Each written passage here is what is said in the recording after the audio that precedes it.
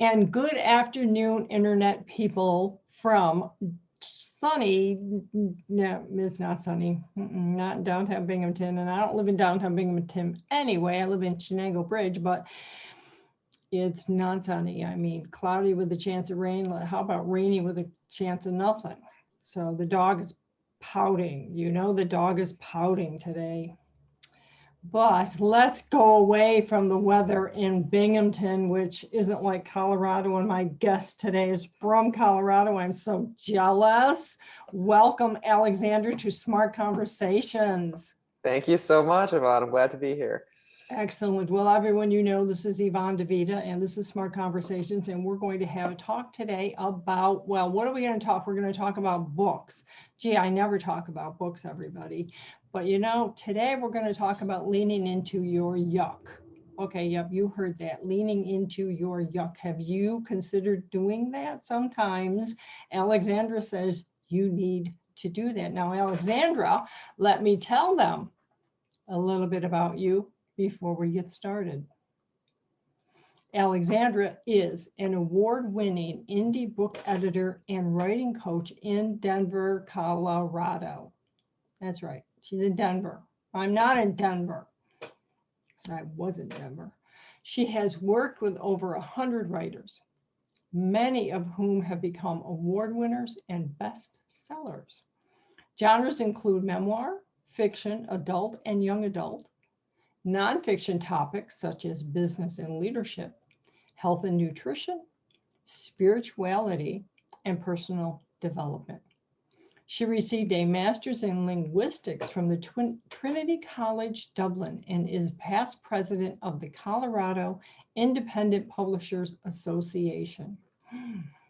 Her workbook, Lean Into Your Yuck,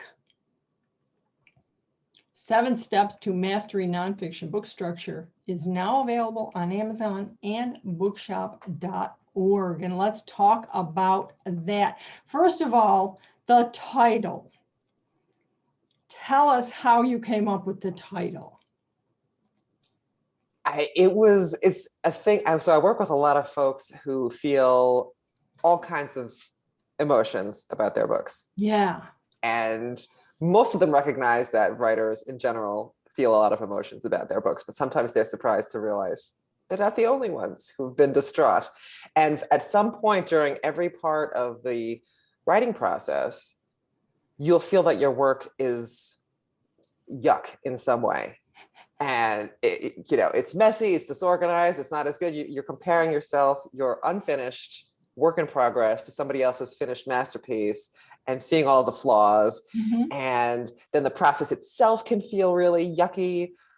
Man, I thought it was so easy, and here I'm at the keyboard and I got this blank page and I got to create something out of it. And I had this vision of what it would be and it's not matching my vision. And in general, my approach is to use humor, because I feel like it's just an easier way to get through life in general. And so the word yuck came up real early. Like, well, we just gotta get into it. The process of it, all of it. So. Well, I really love the title, but I also love the book. By the way, I have the book. I don't have the physical book, folks, but I have a PDF that is Alexandra, the book itself, just your writing and the workbook. It's a workbook. So this is really phenomenal. Number one, it's a workbook. But number two, the interior page design and layout is really phenomenal. And I'm really a stickler about that because my husband does that. And people don't think about it, right? They just think that they can create this Word doc and now they have a book. Yeah, it's unfortunate. And what I like to tell folks is you don't know what you don't know. Right. I work as a writing coach and an editor. My focus is on the words. Yeah. I know enough about design to recognize problems when I see them and excellence when I see it. Mm-hmm. I also know that I don't know all of the technical steps to get us there. So I work with an excellent designer, and I encourage everybody else to do the same, because you just don't know. Anyone who's ever tried to take their Word document and upload it in Smashwords, or any of these other services will quickly realize it does not look like other, professionally published books. So I always, take a browse through your local bookstore, your local library, and you'll see the difference immediately. So I'm really pleased with it, and I can show it off if you want. I've got my own I hard wish copy. you please do if you have it there. Isn't that? So, I mean, the word yuck also the way it is on the cover. Let's talk a little bit about the cover. oh yes, because Alexandra, I mean, the whole thing. Now you just said a little bit about design. Well, the cover design. It does matter. I mean, I tell books, oh yeah, I tell people, I mean, oh yeah, people do judge your book by its cover. all the time. All the time. Yeah. And so we had fun with it. The leans. That's one thing that I enjoy quite a bit. Yeah. And then we were playing around with different colors for the yuck. So anyone who ends up working with a designer, you end up going through the process where you first see several different options. Yes. And the goal there is to immediately get a gut reaction from you, like which ones do you really love, which ones do you really not love. And we ended up playing with different color combinations. And for a while, the yuck was all one color, like all 4 letters were, one color, one set of colors. And we tried different things to match with the lean in different colors. And at one point I said, well, do all the letters need to be the same? And my designer liked that idea a lot. And so then we ended up with basically all these different versions of colors that she was using in different parts of the design in the yuck. Yeah, well, and yuck is. And the yuck is, and I don't know how visible this is, but there are letters making up the letters of the yuck. Yeah. So yeah, I had a good time. I entered, there was a competition that includes book cover design, and I entered my book. And so we'll see, because I think my designer deserves recognition for this. Yeah. Well, and that's another thing I want to talk about, but don't let me forget the whole idea of entering contests and getting awards. But the fact that you're a book coach and editor, it helps you, and it always helps me to understand that we don't know anything and that a book is a collaborative project. Because it's not the writer. People want to believe that they have to, go sit up in the attic with a candle and a pencil and, write in the dark or something. But that's an exaggeration, obviously. But there is still that belief that this is it. I sit down and I write, and now I have this wonderful thing, and it's done, and I can get my mother to edit it for me. No, please don't do it. Please, I'm begging you. Yeah, my best friend's sister's aunt's boyfriend's uncle was a high school English teacher, and he read my book, and God bless him. Maybe he is, really excellent, reader and knows the English language very well. I come up against that a lot. I had all these people read this book and they love it so much. Well, do they love it so much? And not to be harsh, but do they love it so much because they love you, right? Because they care about you. They're your friends, they're your family. And I know this. I'm blessed with a very supportive family. I'm really grateful. And so I hung the moon, for whatever thing, they're really proud of my achievements. And at the same time, I realized it's kind of a biased perspective. It won't necessarily give me everything. And a book is really much more collaborative than most people think. Yes, the writing part of the process itself is on you, the writer, for sure. But you're usually not in a void there either. Like either you have other writing buddies or you have a writing coach. There's someone that you talk to about the process. And then once you get to the point where you want to share it, it becomes very collaborative. And working with an editor is absolutely key, but also just getting feedback from potential readers of your book. I find that really illuminating. So when I started writing this, and it's a workbook, so it's not as text heavy as something that is like a narrative book. And I had all these great ideas. Like there's things that I know work really well for the writers that I work with. And I think it's really important for us to cover, and they have ideas about how to present this to them. And so I have all my great ideas, like me and all my great ideas showing up. But if the end user doesn't take it the same way I'm delivering it, then that's not going to be useful to anyone. It doesn't help me. It doesn't help the person who's trying to use my book. So I had what you would call beta readers. I had friends and colleagues who are writers and editors review this as it was in the drafting stage, and even throughout the editing process. I want, does this work? Does this make sense? If you were, what you're using this, is something super obvious or not at all? Am I skipping something? Because I won't see my own blind spots. And that's the same thing for anybody else. Yeah. Do you pay attention to grade level reading, and so that I like to introduce the idea to my authors that the average person reads at a 7th grade level, and they're like, no, because I'm this is like college level. I'm like, well, maybe not. Do you do that? Do you hear about it? I mean, I know of it, and if it becomes an issue for the project, I bring it up. Some folks are already in a good zone. I see it unfolding, and I tend to be so I'm fairly intuitive with the way that I work my process. And I feel like there are certain things that may or may not need to come up depending on where the person is, what kind of writing experience they have.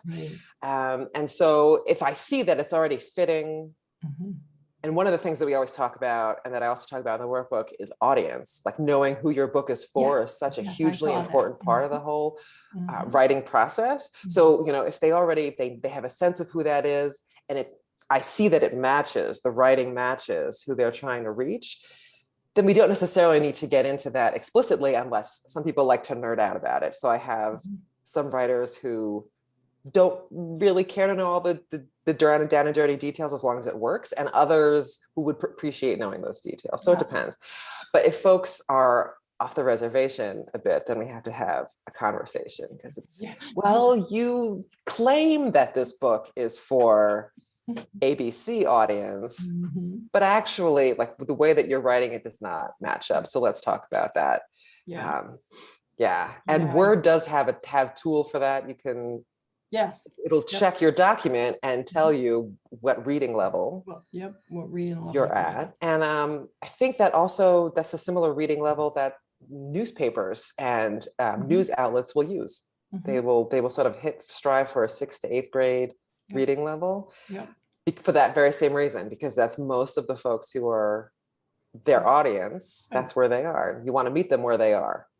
Yeah, because we're talking here, you and I, about personally, the books that I work on are nonfiction, and so they are aimed at the average person going to the grocery store. They're not academic educational things. They're not medical books or anything. I've never worked on anything like that.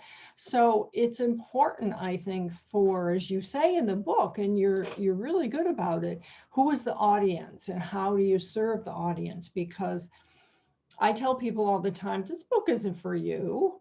I know you're writing it, and this was your dream to be the author of this book, which you will be, but you better have somebody read it, because then what good is it if it doesn't go out there and people don't read it? Right. So everybody, and that's another part of the conversation too. What are your goals for writing this book? Right. And especially if you're writing a nonfiction business book, there's some very explicit teaching goals that are involved with this. You're sharing ideas. And so if it was just for you, you wouldn't need to go to the trouble and the time and the money and the effort to publish a book. You could just keep a journal, right? If it's just you, you could just keep a journal. Like, why publish? But if you want other people to read it, then thinking about why they're there is an important part. And sometimes people get really emotional about the fact that sort of hems in their creativity, that they want to write their book, and this is a whole big marketing ploy, and just to think about, marketability and all that stuff. And or they'll also have this idea that their book is a special snowflake, and then no book like theirs has ever come out in the world before. And neither of these is true. No. I mean, every book has its own view of the world. So the fact that you wrote it makes it different from everything else in that way. but yes, there's 10,000 other cookbooks out there. There's 50,000 other YA books out there. How many business books? There's millions. So, and I think that's a good thing, right? Yeah. Because it shows that there's people out there who are ready and waiting and wanting to read what it is Exactly.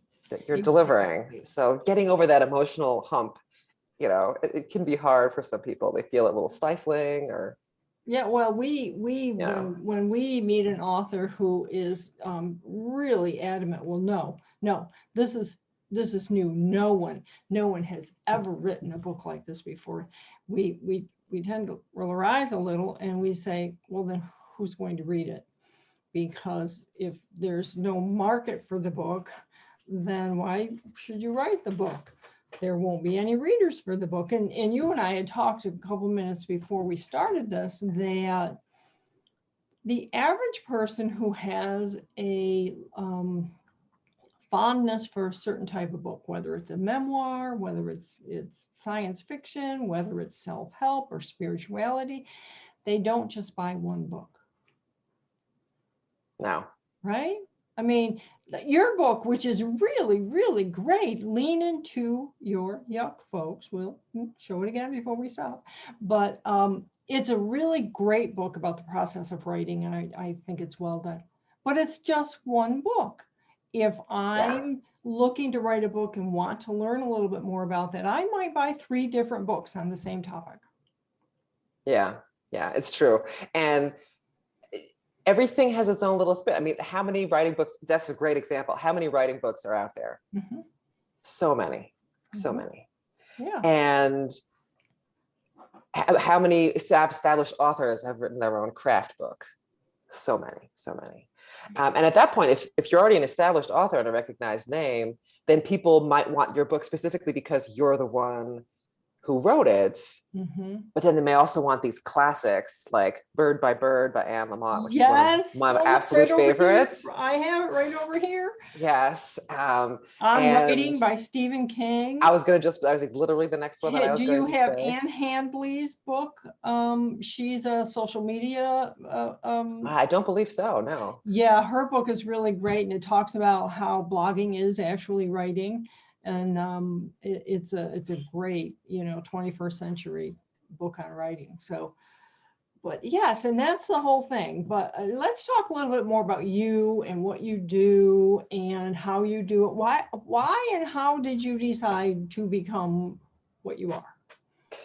Yeah, so I've been a bookworm and a book nerd my whole life.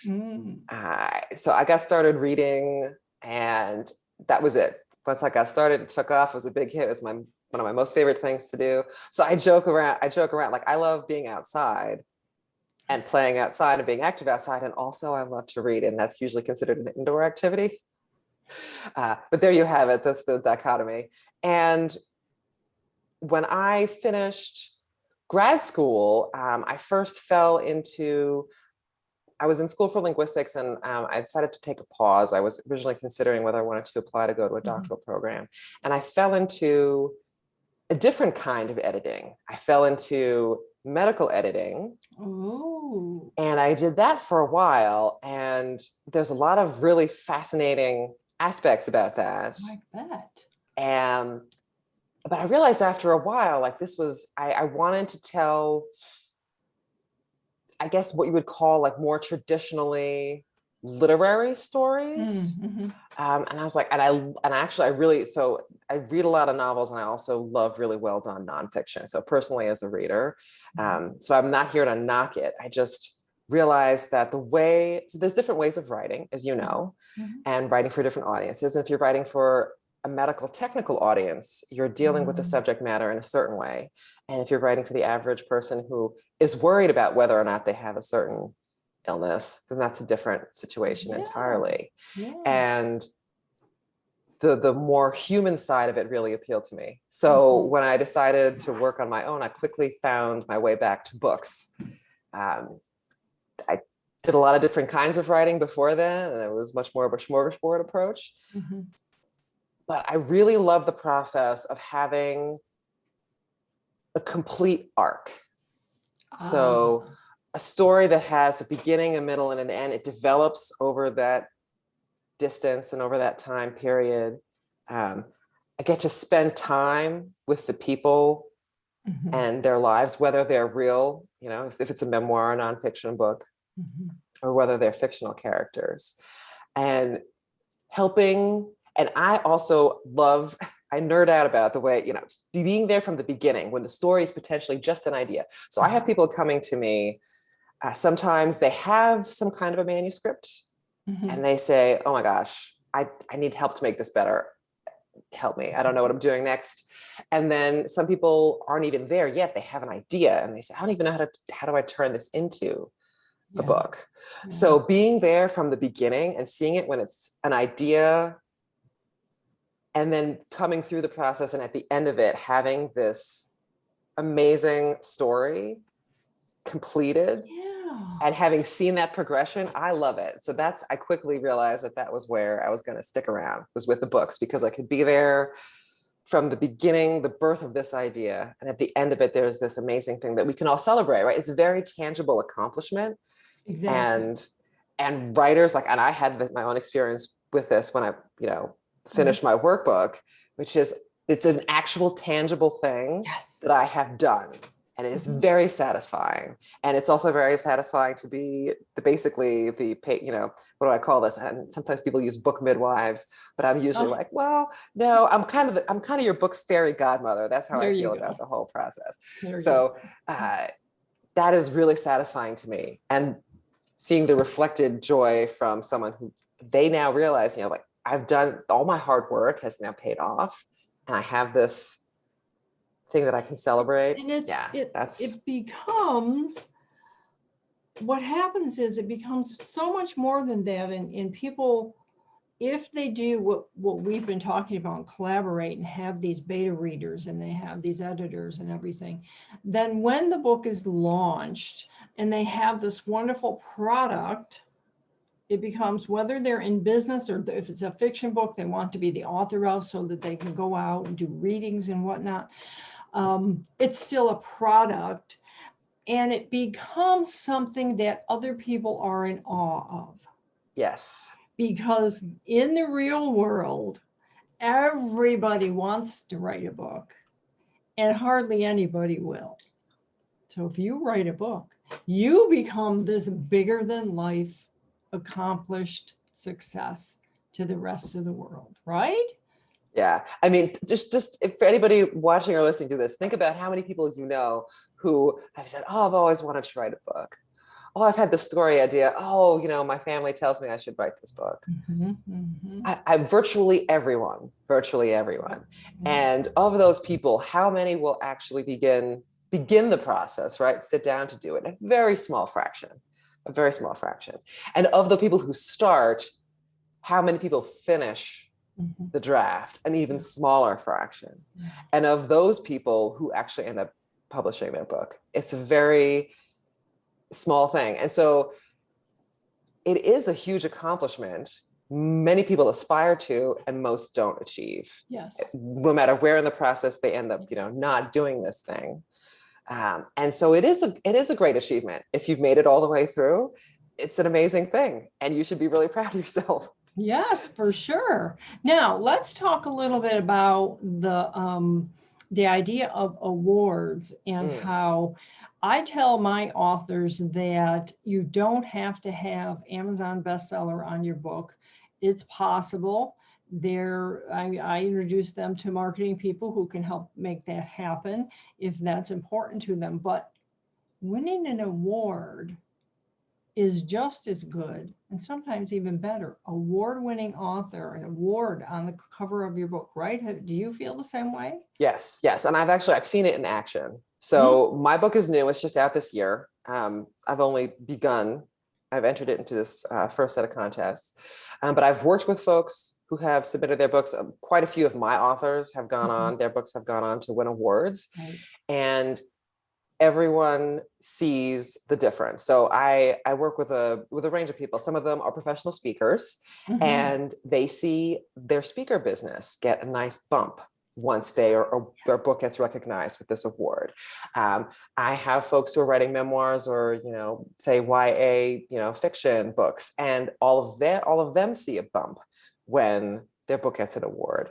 It's an opportunity. Yes, it's a marketing opportunity for you to be able to basically pimp your book again. Be like, look, I achieved, look at this cool thing that I got.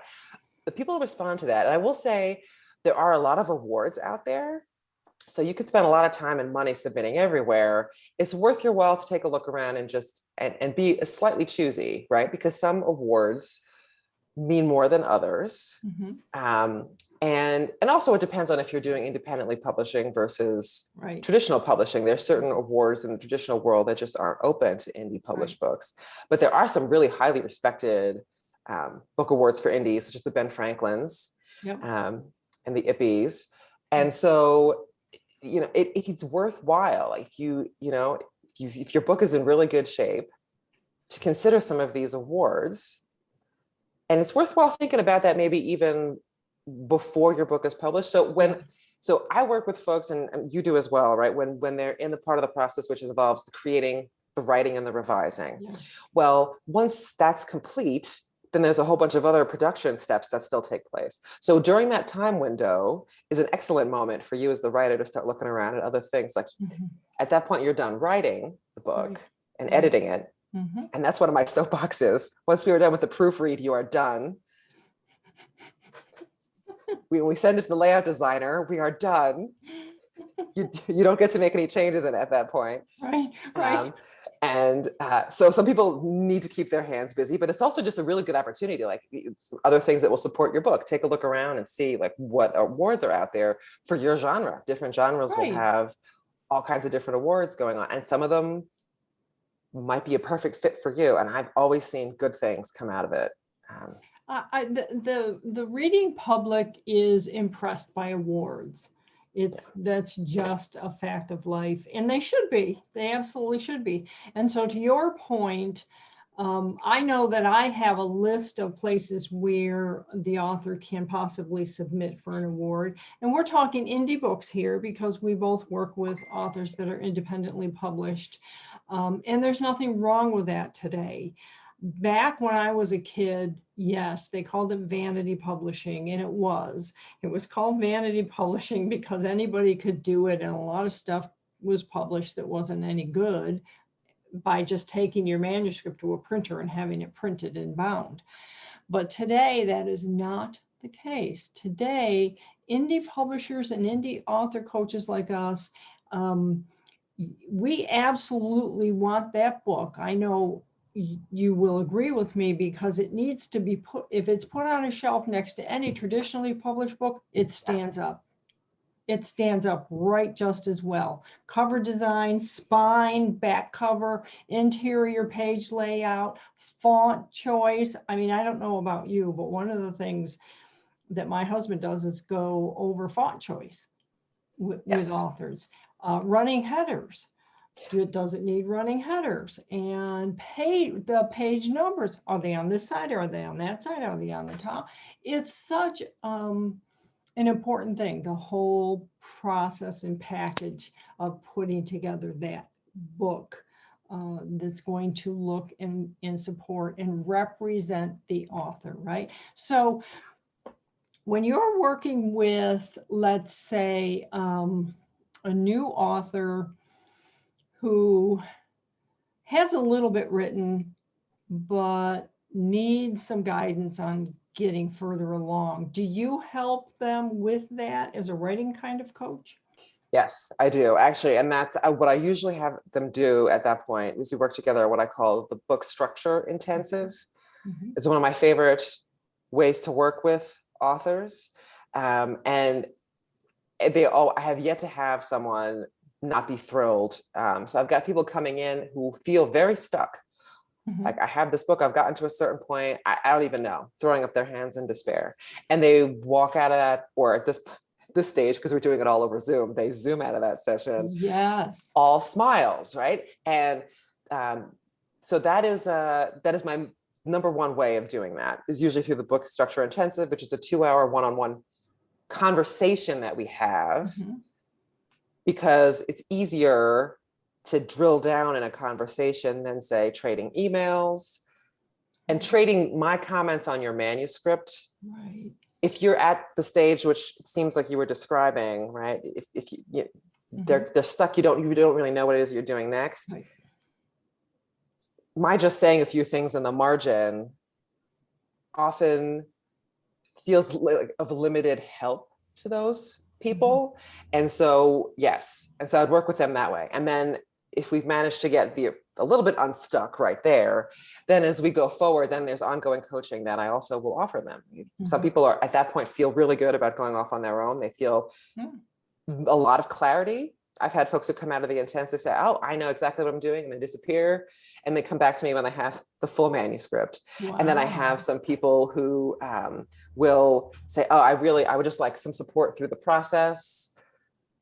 Touching base, accountability is a big thing for these people. Yeah. And that, if somebody's sitting there waiting for you to send them something, you'll be more likely to get things done. Yeah. So a book, this is potentially a tangent, I apologize. But like a book is one of those things who has a deadline other than you? It's you writing the book. You're the only one. Nobody else is sitting there saying, when is it going to be done? Yeah. Right. And so it's really easy to postpone and to say, oh, today is just not a good writing day. I don't feel the muse striking. I'm going to, rearrange my desk. There's a fun cartoon that I've seen online, ways that writers avoid work, advanced desktop rearrangement, different courses, laundry 101, walking the dog. And so the accountability is big, just because then we set up a time for when they're going to be sending things to me. And then they know that I'm sitting there waiting for it. Yeah. And it's a little bit of that shame factor, right? It's like, oh, that I'm going to be late. I mean, because we're all adults, right? So if they miss it, I've had a couple where they've missed it, and then suddenly you get that frantic email. I didn't mean to. I'm sorry, but this happened and that happened, and I'll get it to you tomorrow. I promise. And it's like, okay, you get it to me tomorrow. We'll talk about this on our next call. But authors do. I really want people listening who think about writing a book, whether they contact you or me, to understand that we're here not just to make sure the words are right, that the paragraphs are right, but that the book is right, that the author's message is being carried through. It's what we call the through line, and that they're going to end up at their book launch being thrilled and happy and just delighted, and it's a collaboration. So yeah. Well, that's a great point that you just brought up, which is a lot of people come to editing and they think that it's grammar and sentence structure. And that is a part of what editing does. It is a certain kind of editing. So dear folks who didn't know, there are multiple kinds of editing. And the place that I always want to start is the story level. Does this, like, as a story, does this make sense? Is it, is the beginning amazing and really grab your attention? Is the ending killer? Does the way we get between those two make sense? Right. And so it has to work on a story level first. So people will often, I don't know if you get this, but I'll have people who are getting ready to send me a sample to look at, and they say, oh, I'm so sorry. I've always had a problem with whatever, tense switching, or I never know how to use commas. And they want to apologize in advance because they feel like I'm going to sit there in judgment on their grammar. And it's like, no, honestly, at the end of the day, like, those things are very important. Like we talked about, presenting your book and having it stand up next to other professionally published books. It's hugely important. But that's an easier fix. If it's possible to have a grammatically correct and from vocabulary, from a lexical perspective, a well-written book that is an absolutely boring story. It is possible to have a boring story that's grammatically error-free, right? But who wants to read that? Excuse me. Yes. The thing is that I work mainly with nonfiction. So I'm so excited here. I love this conversation. I really impress upon my authors that even in nonfiction, if you're writing nonfiction, when I say nonfiction, mostly business books. So the book is written for the business. The author wants to go on the speaking circuit, and it's meant to teach people something, to inspire people, and to actually have something happen. So that's another thing that we didn't even talk about, is the fact that when the book is finished, when you're finished writing, it's not the end, because there's still a lot more to do. Yep.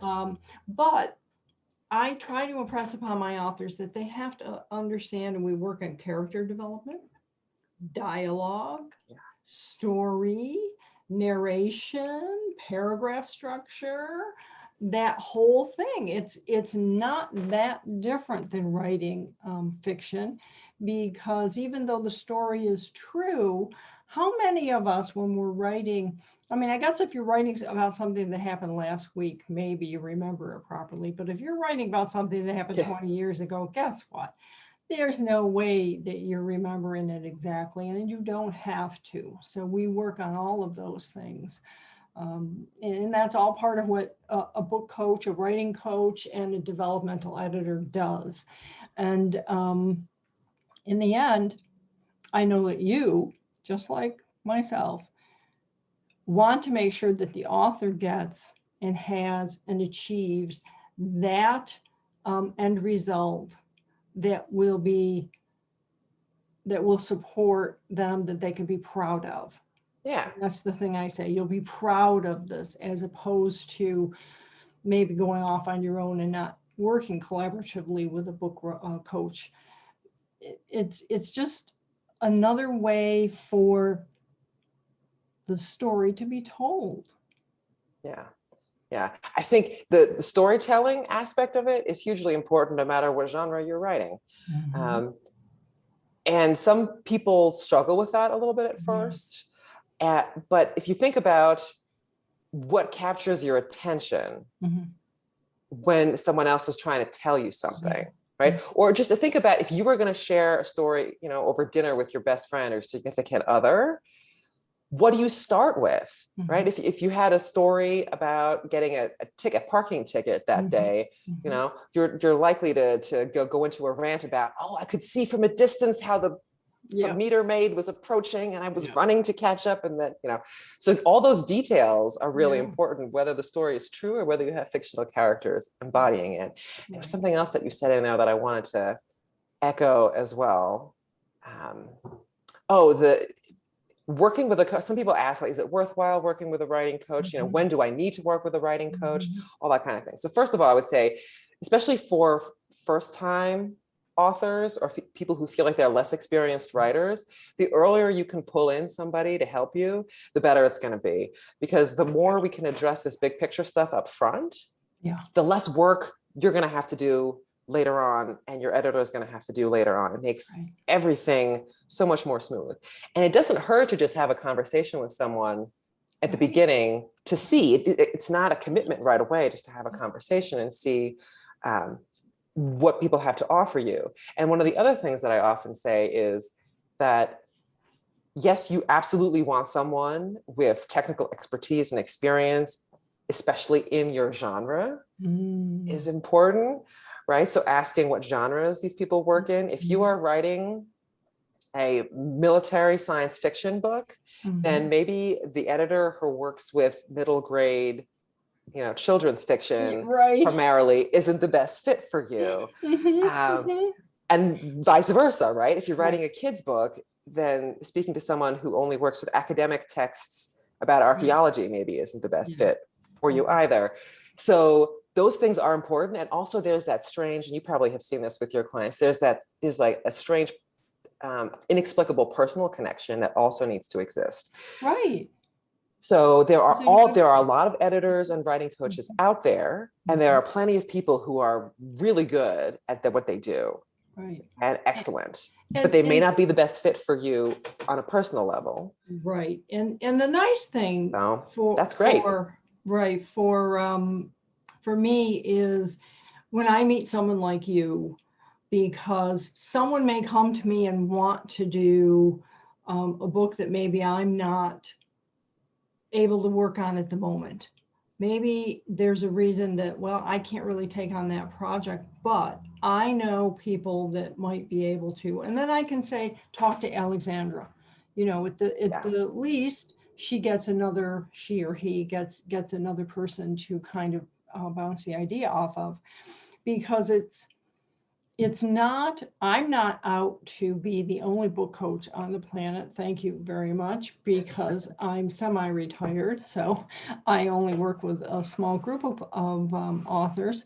But the world that we live in, we who do this kind of work, is really just pretty friendly and pretty open and pretty, if I can't help you, let me find somebody who can. Absolutely. Absolutely. Right? I love being able to connect. If the book isn't a good fit for me, whether it's because of a calendar conflict, and most editors, FYI, and writing coaches will book out a little bit. So you may want to, that's another reason to get the process started earlier, just a thing to think about. Or if it's just not a good fit for me, like it's not the type of genre that I'm most interested in working with, or just from a personality standpoint, I can see that they'd be better served by someone else. I have editorial colleagues I refer people to all the time as well, because I think it's really, I want them to be well taken care of, right? The thing that I don't want, like, you don't have to work with, not everybody has to work with me either. I realize that's just not, it's not going to work for all of us, right? And that's fine. I think that's actually the way it should be. But I want you to be well taken care of, right? If it's not going to be me, I don't want you to end up with someone who doesn't really know what they're doing, right? Or over promise and under deliver kind of thing. So yes, we all do. All my colleagues, we all will share with each other. Oh, well, do you remind me again? You work with this genre? Do you have time in your schedule? I have someone who really could use that kind of help. Yeah. It's a very supportive community. Yeah, it is. So everybody out there, we're at the end of our time. I think we went over a little bit, but that's okay, because this is a really, really important conversation. And I want people to understand that when you make that decision to write a book, we're going to applaud you, right? You and I are going to be like, good, you made that decision. Now make the decision to get the help that you need, whomever it is that you choose to have help you. But before we go anywhere, please hold your book up again. All right. Yes, Lean Into Your Yuck, 7 Steps to Mastering Nonfiction Book Structure. So everybody, I will have links to where, of course, you can get it on Amazon, but I will get you the links that you need. I will have all of Alexandra's other links, social media and whatnot. Alexandra, suppose someone is watching and says, I just really want to connect with Alexandra right now. What should they do? Well, LinkedIn is a great place to connect with me. And Twitter, I'm active in both those places. Okay. So I would say, I've had some people tell me I should check out Instagram. I'm not there yet, but like those are the best places to get started. Awesome. And I'm very responsive. My email address is on the website, so if you go there, that's another way you can reach out to me. All right. Yeah, happy to talk to you. Even if you're just figuring it out, and I'm one of many that you're vetting. Excellent. Well, Alexandra, next time I'm in Colorado, and it could be this summer, we should get together. I would love to do that. It's very nice and sunny here, I will say. Yes. No, I didn't want to hear that part. All right. Well, this is Yvonne DiVita from Smart Conversations, and my guest today, Alexandra O'Connell, author of Lean Into Your Yuck, has just been sharing some of the advice that I often give, but she has given us some more tips and some more thoughts on what you should be thinking about when you decide to write your book. And until next time, this is Yvonne DiVita signing off.